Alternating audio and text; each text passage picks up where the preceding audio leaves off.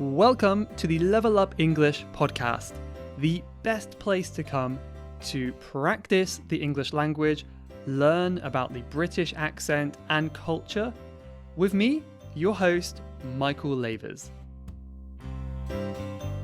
Hello, English learners, and welcome back to the Level Up English podcast. It is such an honor to have you here with me again today. I really appreciate your time, and I hope you're having a fantastic week, by the way. Hopefully, this episode is going to make your week just a tiny bit better. That's the goal. And I believe it will, because we are talking with Charlie Baxter, who is the host of the popular The British English podcast, and also Real English with Real Teachers on YouTube. So you can check out him everywhere you like in the description. I'll put his links in the show notes as always. But yeah, chances are, if you like podcasts and you like British podcasts, then you may have come across his before. And hopefully we're going to be learning a little bit more about him today. So we're going to be talking about his life in Australia and maybe some things that he misses about life in the UK and all kind of things about culture and all that kind of good stuff. And then over on the private episode today, basically I asked Charlie some quick fire questions where they're totally random. A lot of them are about travel or morning routines and stuff like that. So that will be on the private version of the podcast today, which you can access by becoming a member at Level Up English Members. So again, there will be a link in your podcast description if you want to learn more about that. But again, just to remind you, this is where you can get regular group classes where you can talk to me, you can get pronunciation training, writing practice, IELTS exam courses, podcast transcripts, so you can read all of the subtitles for every podcast if you find it difficult to keep up with my words. And all of that is available for £10 a month, and that is at levelupenglish.school. And there will be a members button right at the top that you can click to find out more or join if you want to. But okay, I will say goodbye to my intro now. That was a weird way of wording it, but I'll leave my intro here and we'll get into the main episode with Charlie. So I hope you enjoy it. Here we go. Hello, English learners. Welcome back to the podcast. I am delighted to be joined today by Charlie Baxter from the British English podcast, right?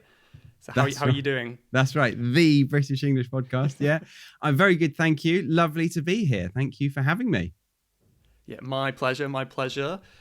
Yeah, it's an honor from the one and only British podcast. But yeah, maybe could you give us a bit of an introduction as to who you are, where you are, and all that kind of stuff? Yeah, definitely. So I'm not the only podcaster that does British English. I am currently even outside of the UK. I'm a hypocrite. I'm in Australia. I'm in Sydney at the moment. I got here 2.5 years ago. Before that, I was in Germany. But yeah, I've been teaching for 7 or 8 years now. I started off actually in Chile, teaching online. So I was sent all the way to Chile and went to Santiago, and then I was teaching people from all different countries online. So that confused me a little bit, which led me to teach in my own bedroom online, and then that led to a business doing videos on YouTube and stuff. Not just me in my bedroom. I went out to London and did street interviews with my best friend Harry. And we did a YouTube channel. We've done it for the last 5 or 6 years. And then I started doing the British English podcast when I came to Australia, a 1.5 years ago. Oh, that's amazing. That's so cool. So maybe you started a bit like me then, because I think most teachers will start teaching in a classroom, in a school, and then transition to online. But you started from online right at the beginning then. I did, yeah. There were a couple of, normal classes that I was doing. And I did enjoy them. But I think I thought the online world was so convenient for both me and the learner. It was the way that I was going to go. And I was obsessed with traveling at the time. And I wanted to do my job while I was really obsessed with doing my job and living in an Airbnb going up and down the coast of Chile. That was my dream. And I managed it actually. A couple of months later, I had hired an Airbnb and I was on the side of the balcony looking over a beautiful setting, and I was talking to a very interesting student. And I was like, this is great. I love this. You're telling me this at the perfect moment, because 6 months of this year, I'm going to be doing the exact same thing, Airbnb for half of the year while teaching. So I'm really looking forward to it. Amazing. Where are you going? Oh, lots. I'm going to be America. I'm planning to go to Georgia as well, the country of Georgia. A little bit of everywhere. So I'm really excited. Wow. What? So that doesn't line up geographically. Georgia and America. Yeah, a little bit around the world. I don't know why I've picked these places, but just thought they look interesting. Did you go to the flight center and they gave you this itinerary of going to America and then Georgia? It's just places that I've always wanted to go to. I've just like ticked them off one by one. Right. Okay. Where else would you like to go? I'm also going to really random countries actually. Now that I think of it, Albania is one. Wow. I'm planning as well to go to Greece maybe a bit later. I haven't booked that yet. Okay. But yeah, quite a few ones lined up. I mean, where else have you done Airbnb? So have you done it in other countries before as well? We should be sponsored, shouldn't we? I then got into a relationship with my now fiance, and she was living a steady life. She was living in Ohio in America, even though she's British. And then, she's kind of made me less Airbnb-y, if we can add that suffix to that word. Airbnb. Yeah, so it's normally trips now. Trips we go on. So kind of less nomadic, if you like. Exactly. That's much better than Airbnb. I think it's a good tip for English learners. If you want to make an adjective, just add an E on the end of any noun and it might work. Definitely. Yeah. It can get you out of some awkward situations sometimes. Yeah. So when was the last time you actually lived in the UK? How long ago was it now? Probably just after uni. So 2013. Yeah. Almost a decade then. Wow. Yeah. We're going back though. We're going to go back at Christmas and start a new chapter in London. Oh, fantastic. Oh, London. That's where I am now. Cool. Okay. Whereabouts? Nice. Any reason London? Oh, I'm in Bromley now. Okay. Yeah. Not for much longer, but. Oh yeah, because of your trip to Georgia or other things. Yeah. Exactly. Yeah. Yeah. But any reason London, or is that where you're from? Or I can't quite guess from your accent. Can you guess? Go on. Where would you put me? Where would you pin me? I mean, your accent sounds quite neutral to me, but it could be. I don't know. I'm really bad at accents, but I'm thinking like could be Essex or something like that. Okay. Yeah. No. More south.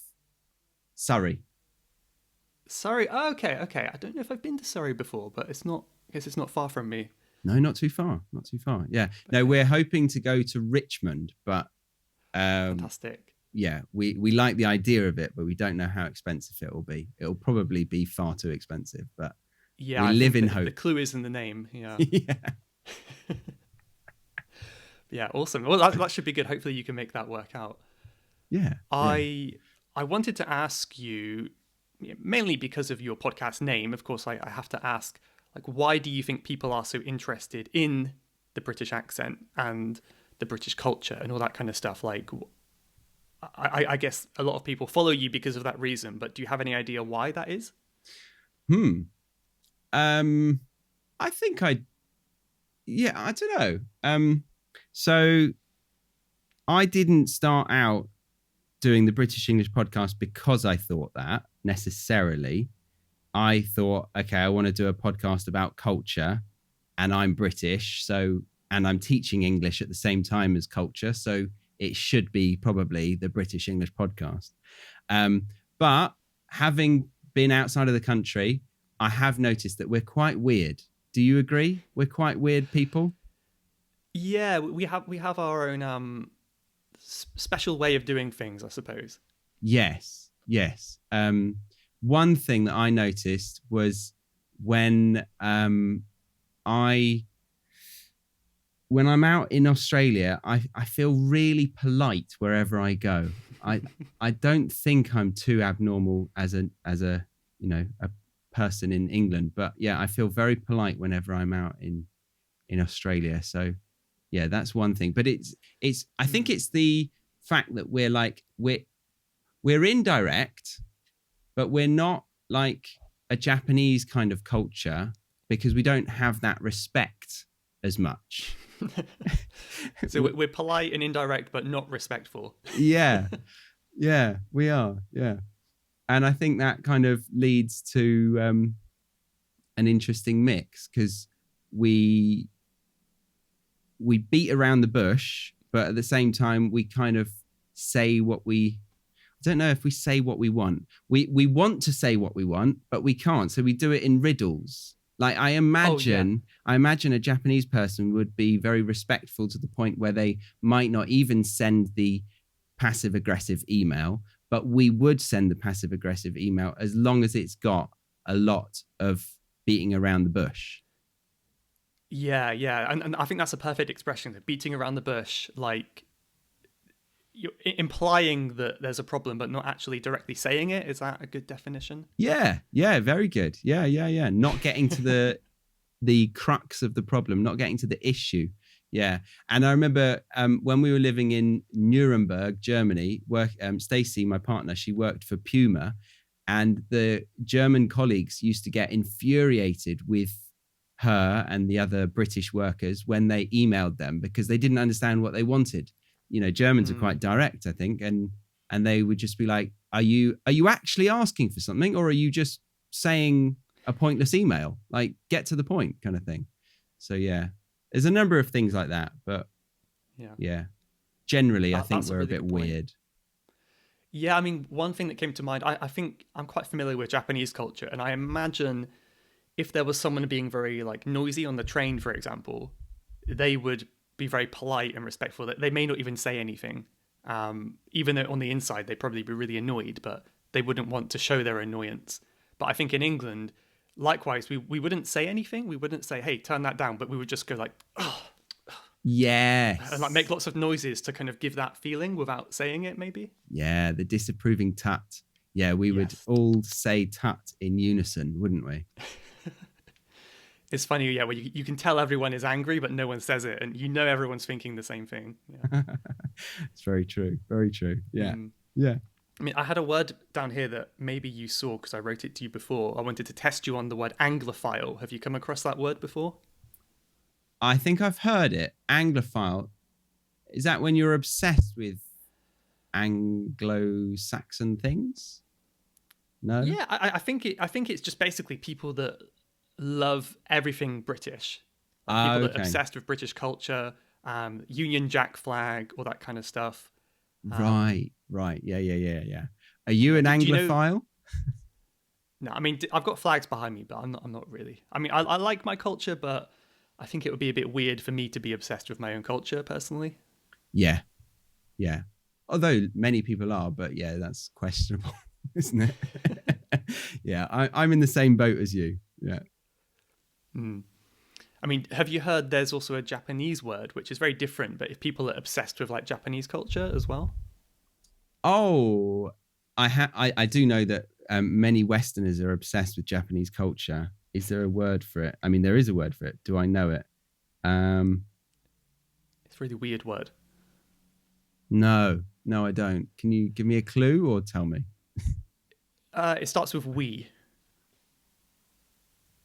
Woo. Oh yeah, kind of. I don't know where it comes from, but it's weeaboo. Weeaboo.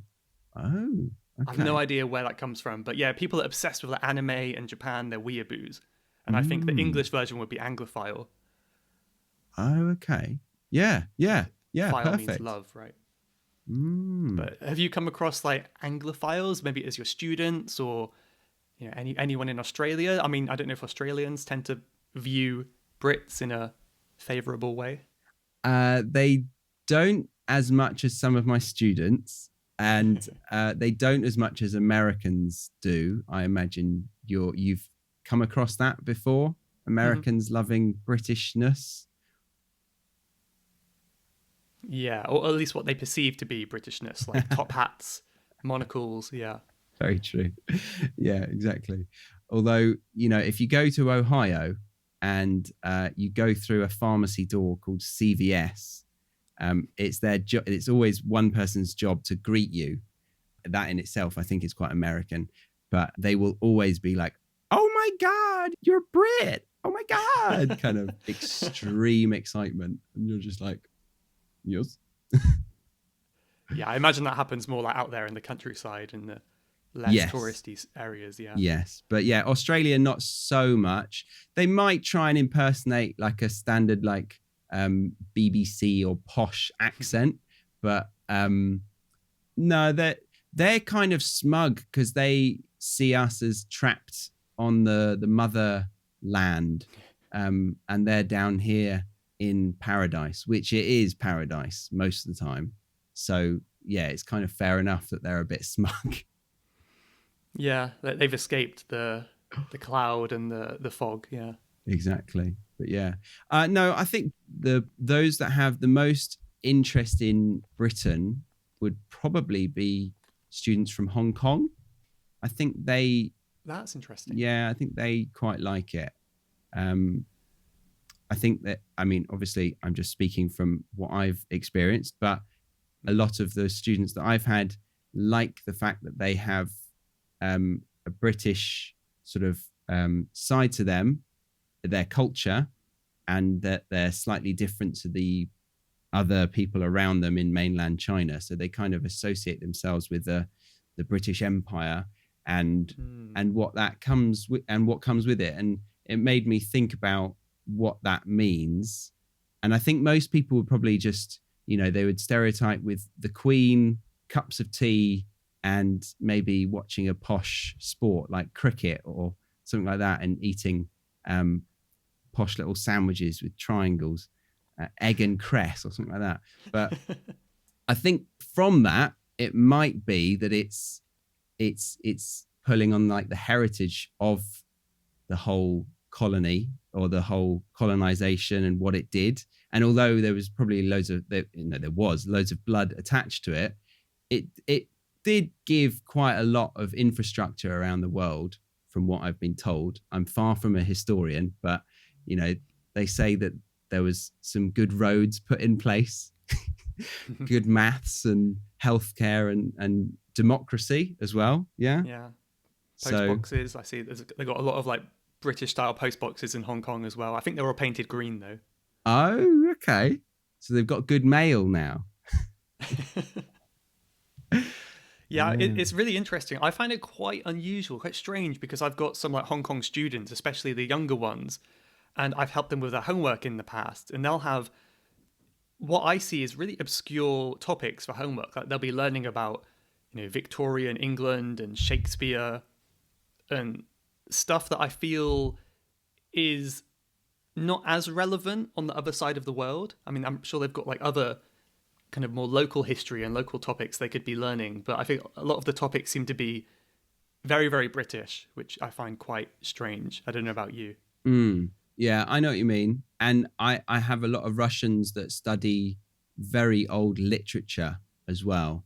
And, I have to like nod and be very enthusiastic with the idea of reading all of that stuff. And I did read some of it in school, but it's not something that I pick up, just for some joy on a Sunday or anything like that. Yeah, I'm with you.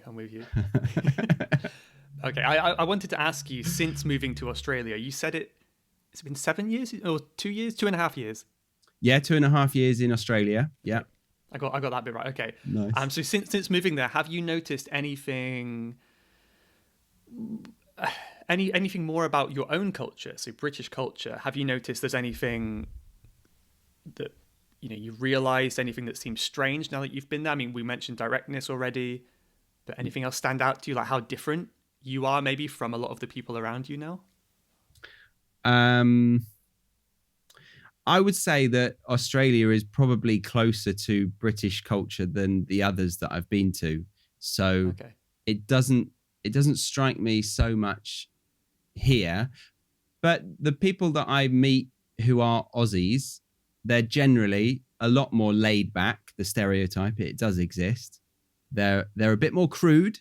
I feel a bit more reserved in what I would share, like information about naughty things.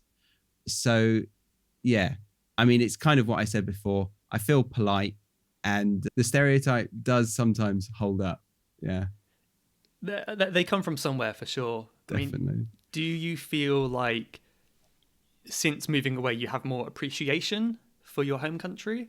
Or maybe you kind of see the bad stuff more now? I don't know which way does it go. Yeah, I think it's actually gone towards me appreciating our culture.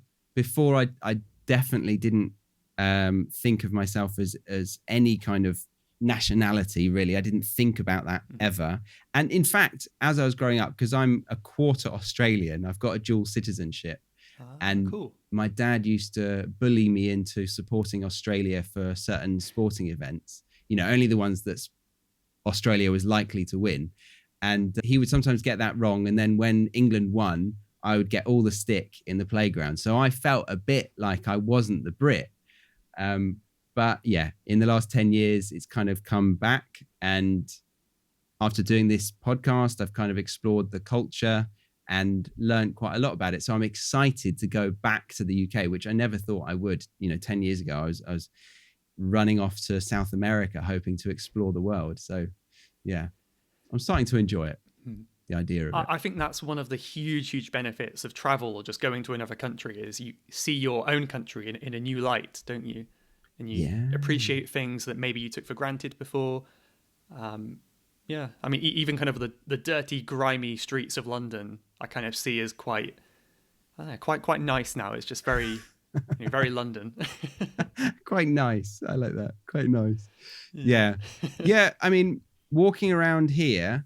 So I'm in Sydney in a village called Balmain, and it's a bay off to the inner east side of like the Sydney Harbour Bridge and the Opera House, and you can kind of see it. And most of the time they have really sunny weather, apart from the fires that we received upon getting to Australia and the lockdown, and then there's been floods. But apart from those extremes, generally day to day, it's shorts and a jumper and a pair of I was about to say sunnies there. That's an Aussie word, isn't it? You would say sunglasses? Yeah, I guess so. We wouldn't say that, but it's understandable. Yeah, sunglasses. Yeah, I love Australian slang. Yeah. Walking around here, I feel like I'm in... Have you seen the show The Good Place? No. It's basically heaven in the person's imagination. And I feel like I'm in that place. It's like a Pixar animation of just the perfect city. And it really does feel like that most of the time. You go on a ferry, instead of the London Underground, you go on an actual like glorious expedition throughout the harbour. And it's amazing. Sun's glaring. And it feels like it's heaven or paradise. And I'm looking forward to wanting to go away. In England, we have this kind of hope of the next holiday. I like that. But in Sydney, you don't need to. You're in that place constantly. So we haven't really traveled much because we're like, well, this is a bloody nice city. Let's just enjoy it. So, yeah. That's what I wonder. Like people who, were born in, say, Switzerland, I view Switzerland as like this beautiful place where everyone wants to visit.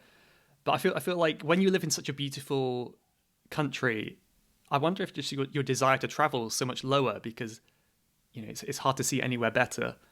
But yeah, I mean, just to make you feel better about where you are, it's been like, I think it's been since pretty much like September last year. It's been the same temperature. It's been cold, jacket weather, and it's May and it's still cold. Today I've got a blanket on my legs. It's not improving. I've got a blanket on my legs. Oh, I love that. Yeah, I noticed that in Germany, putting a blanket over your legs, set the scene. It was, what's the hot drink that we always drink? Glühwein.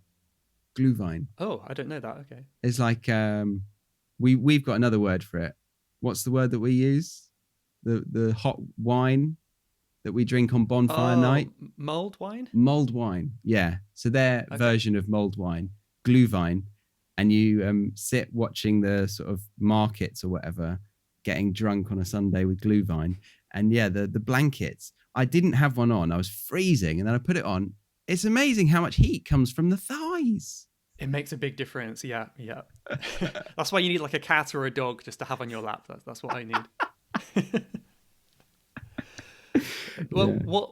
what do you miss about home? What do you miss about, I don't know if you consider it home. I don't know. Home changes as you go through life, right? But what do you miss about the UK?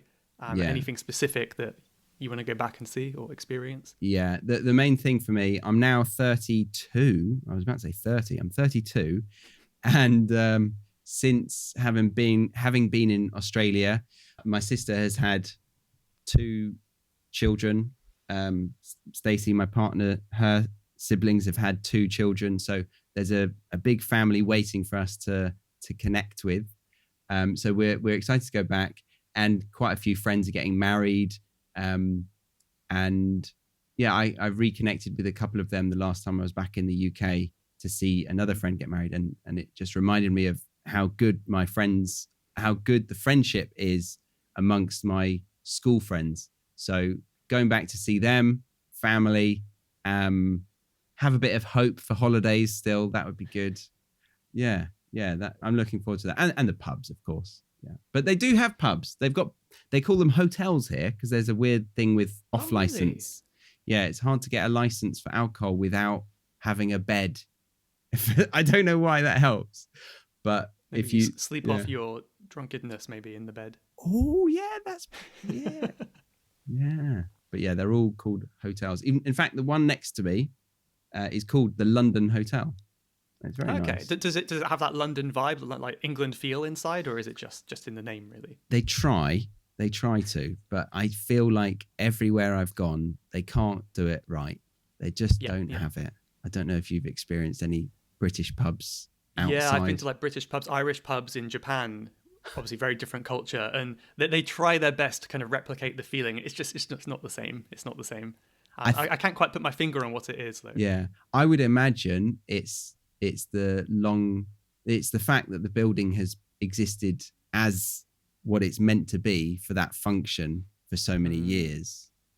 There's something about that makes it feel real, doesn't it? Yeah, I mean, there's many pubs in London that it's got the date on it, and it was like 400 years.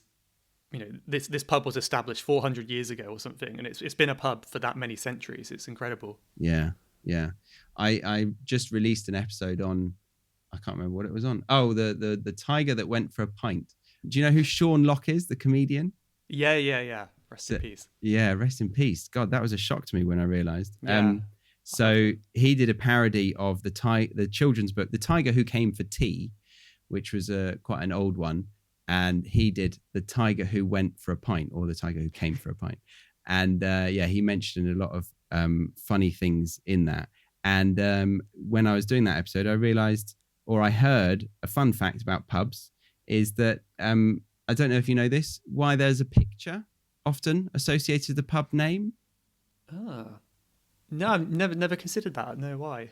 Apparently, it was because pubs were present before general literacy among the masses. Wow. Yeah.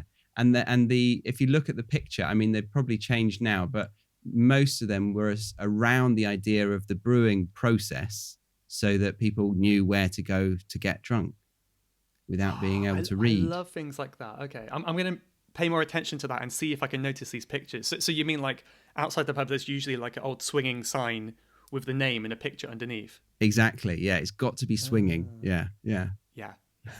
creaky swinging sign. Yeah. Rusty old sign. Yeah. Oh, cool. I'm going to see if I can notice that on my walk today. And that's so cool. Yeah. That's really interesting to know. How about one thing I wrote down here, beans on toast? Do you miss that? Do you still have that? You can still get that. Amazingly, you can still get that. I occasionally have it. I don't miss it too much.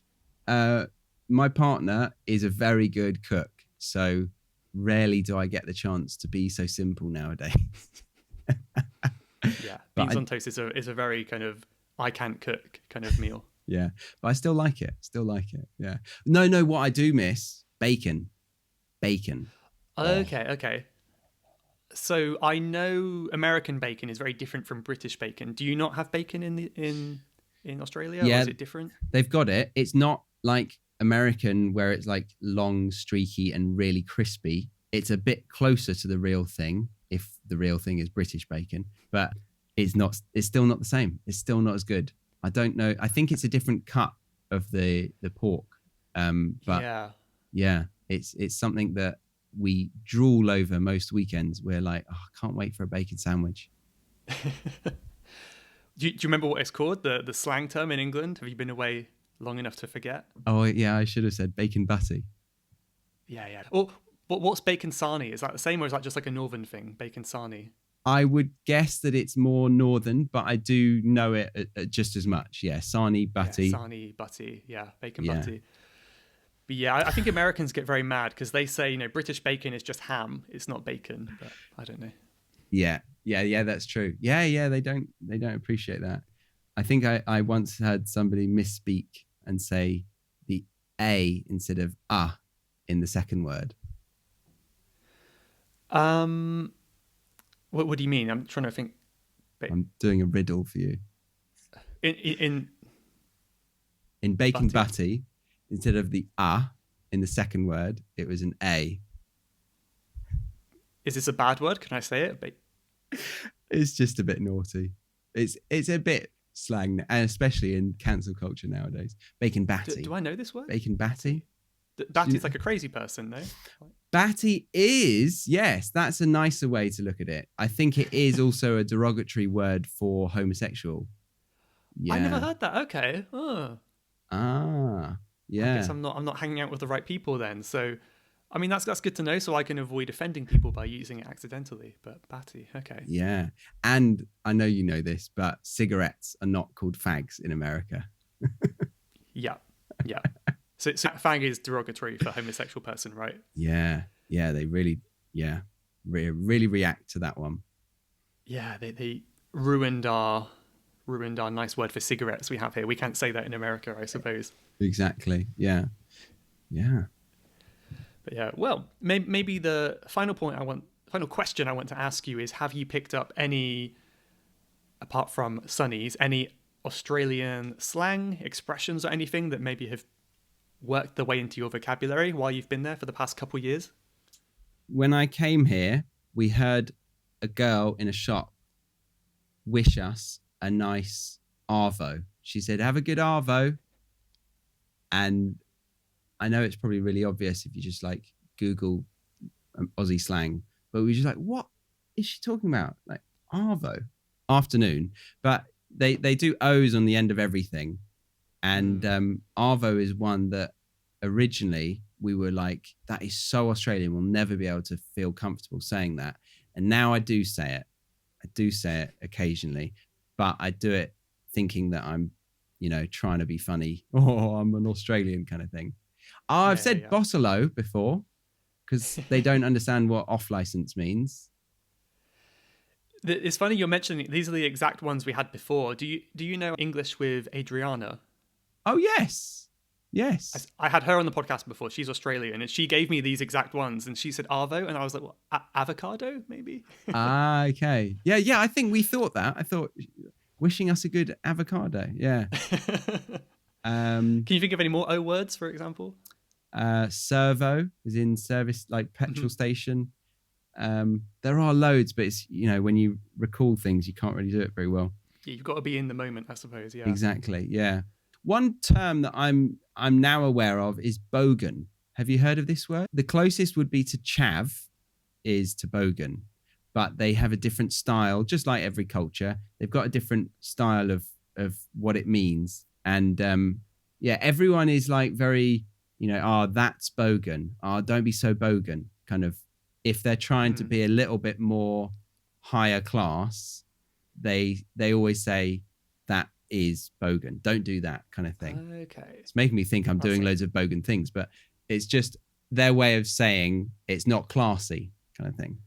Yeah. And I think that's a good word as well. And England, for those who don't know listening, this is chav, right? That's what you said. So like, I don't want to define it in an offensive way, but I guess like lower class, young people. I don't know. Yeah, how you define dictionary says a young lower class person typified by brash and loutish behaviour. Hooligans, maybe. Yeah, potentially. Yeah. So yeah, but again, it's it's just a different type of person because of the culture, the climate, and the surroundings. But a bogan doesn't look anything like a chav. Okay. Yeah, I can imagine that. And another one that I loved, I watched a lot of Bondi Vets. Maybe you've heard of that or seen that. I haven't. No. It's like a vet show, looks after animals in Bondi in Australia. Oh, right.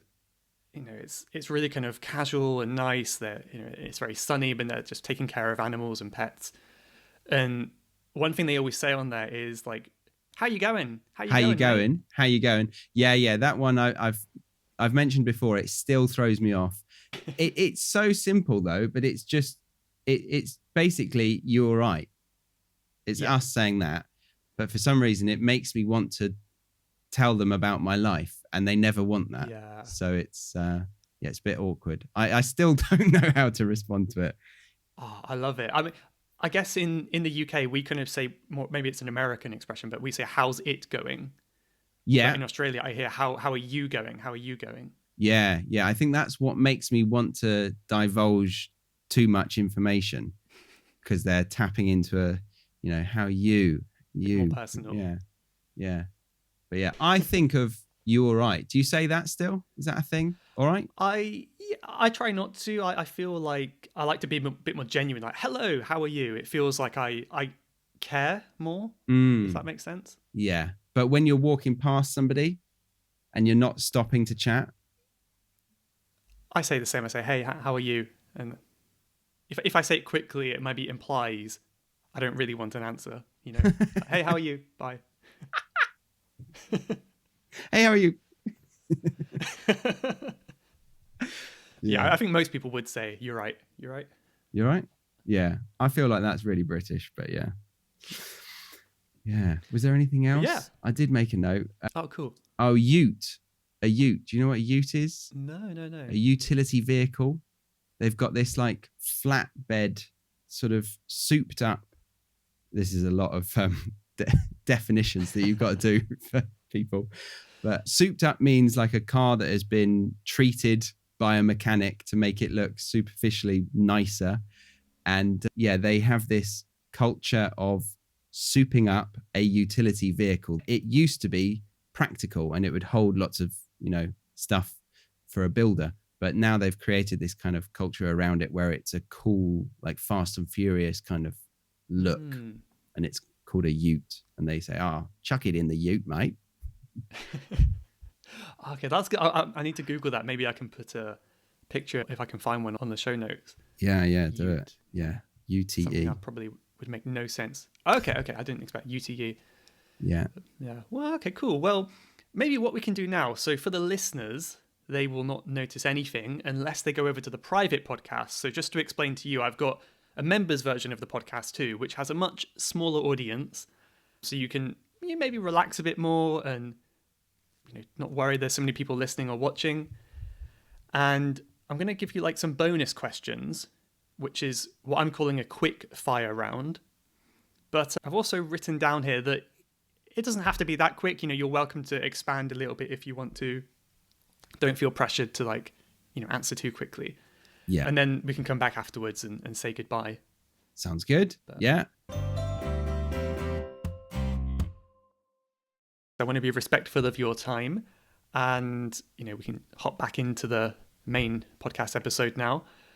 But before we go, do you want to let people know where they can find out more about you, listen to the podcast and all that kind of stuff? Yeah, sure. Yeah. The BritishEnglishPodcast.com is the site that I put a lot of energy into every single day. Load of learning resources, free ones for you to enjoy. And I think there's about 70 episodes now. Yeah. And the YouTube channel, Real English with Real Teachers. Yeah. Perfect. I will link everything up in the show notes if people would rather click. They can find it directly there. And I do have to say, as a side note, I've checked out your website a little bit, and I love your website. Just like the layout, the design, everything is so beautiful. I don't know if you made it or someone else did it, but I think it looks amazing. Thank you very much. Yeah, I really appreciate that, because I did make it. It was all me, and it took ages. That's incredible. You've got a talent then. Thank you.